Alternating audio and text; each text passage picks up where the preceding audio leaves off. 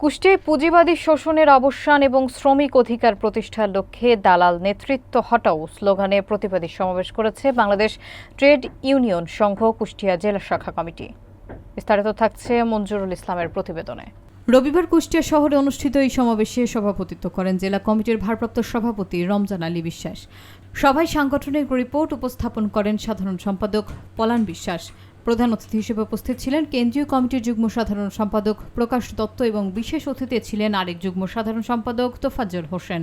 সমাবেশে আরও বক্তব্য রাখেন আসাদুজ্জামান আসাদ, গীতিকা রাজব আলী, তোরাব আলী, আমানত শেখ, লিয়াকত মৃধা, এস.এম. বিল্লাল, ওয়াহিদুজ্জামান অর্ক, পারভেজ হোসেন সহ অন্যান্য নেতৃবৃন্দ। সমাবেশে শ্রমিকদের জন্য জাতীয় ন্যূনতম মজুরি 30,000 টাকা ঘোষণা, অবাধ ট্রেড ইউনিয়ন অধিকার, গণতান্ত্রিক শ্রম আইন প্রণয়ন সহ 10 দফা দাবি উপস্থাপন করা হয়। বক্তারা শ্রমজীবী মানুষের স্বার্থ রক্ষায় আন্দোলন জোরদার করার আহ্বান জানান। এদেশের জনমানুষের প্রাণের ঝুঁকি বেড়ে চলেছে, সেই সঙ্গে শ্রমিক কৃষক মেহনতি মানুষের যে আকাঙ্ক্ষা বেঁচে থাকার ন্যূনতম মজুরি 30,000 টাকা, সেটা বাস্তবায়ন করা হচ্ছে না।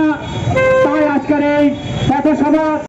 বাংলাদেশের অন্যতম বৃহৎ শ্রমজোট শ্রমিক কর্মচারী ঐক্য পরিষদ 30,000 টাকা নিম্নতম মজুরি দাবি করেছে। বাংলাদেশ ট্রেড ইউনিয়ন সংঘ 30,000 টাকা নিম্নতম মজুরি দাবি করেছে।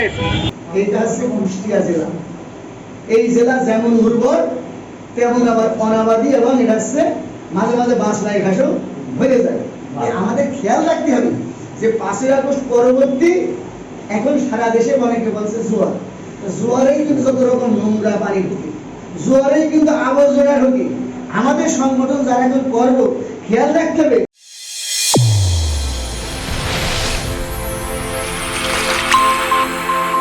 চ্যানেল A1 হৃদয়ের স্পন্দন।